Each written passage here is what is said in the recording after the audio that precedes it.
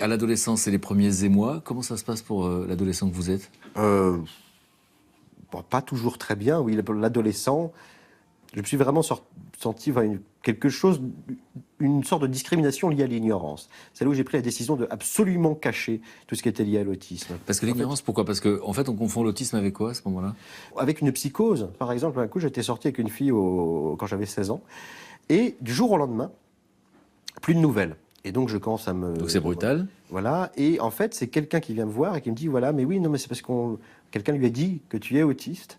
Et du coup, elle veut plus te voir parce que ça veut dire que tu es violent, que tu es fou, que tu es... et là, à partir de là, pendant 15 ans, toutes les personnes que j'ai rencontrées, je ne leur ai jamais parlé de tout ce qui était lié à l'autisme. Et j'ai enfermé ça pendant très longtemps, de 15 à 30 ans à peu près, jusqu'à ce que j'écrive L'Empereur.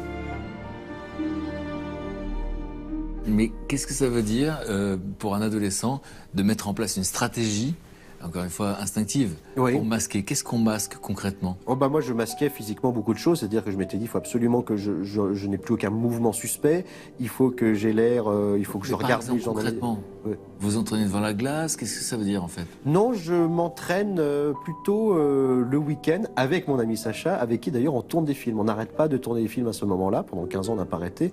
Et en fait, je me sers de tout ça, c'est-à-dire que C'est-à-dire que vous vous voyez du coup.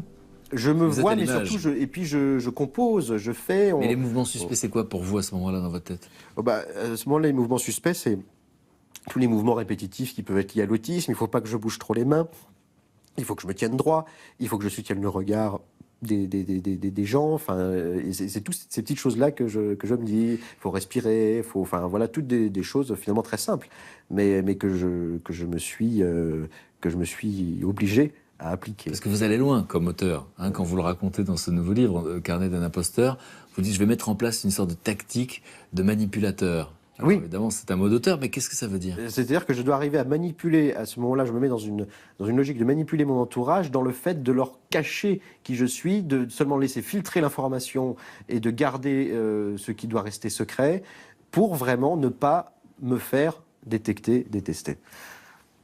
Donc instinct de survie pendant 15 ans, Oui. et donc vous allez faire quoi pour paraître comme les autres? Alors vous allez Et mettre là, en je place commence quoi à comme m'orienter tactique? vers une carrière de comédien. C'est-à-dire que quand je... Une carrière à l'adolescence. C'est-à-dire qu'au début, je fais du théâtre dans un club amateur, à ce moment-là où je découvre le théâtre, et je me suis senti une familiarité très très vite avec le théâtre. Dans ce processus-là de devoir raconter le monde, devoir réfléchir, ça m'a paru très familier, alors que tout le monde y allait en s'en foutant un peu. Et moi, très vite, je me suis senti familier, parce que j'avais dû faire un tel travail de comédien dans la vie pour ne pas me faire détecter, que du coup... Détecter, détester en fait. Et détester, voilà, c'est ça. Et du coup, je me suis très vite axé là-dessus. Je me suis dit, il faut que j'en fasse un projet professionnel, parce que c'est logique. J'ai dû être comédien dans la vie, et ben autant devenir un professionnel de ça. En plus, à l'école, rien ne me plaisait, donc c'était l'occasion aussi de me trouver une voie.